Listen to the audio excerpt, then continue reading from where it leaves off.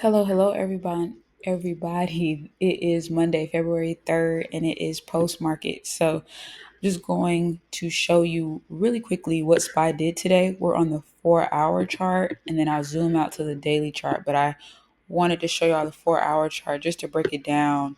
Not too small because all the candles will probably look the same for today on the 15 minute, but just to see movement at a higher level, but a little under the day. So on Friday, we noted that market went down. Today, market opened up, well, it gapped down and opened up down here really close to 590. And if we go on a day chart, you'll see that this is a gap too. It bounced off this gap and then it decided to keep going back up. And so if we go on the day chart, so here's that gap I was talking about.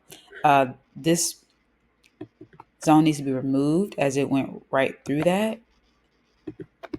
And then you can see that this gap, this red gap also needs to be removed too, because we went through that as well. And we made a different gap here. So we can add that on here. So we made a gap for today. What I think will happen tomorrow is that it'll continue to go up. And we'll just see how this plays out. But I'm thinking that it'll continue to go up. When it does hit this level, I do think it'll keep going up since it's hit it two times already. And so there's a lot of AI news that made the market go down. And last week and then this week, we're seeing, I wouldn't say stabilization, but we're seeing it kind of bounce back off and steady off of that news. But we have a few reports coming out this week and earnings coming out this week as well. So stay tuned. And thanks for watching.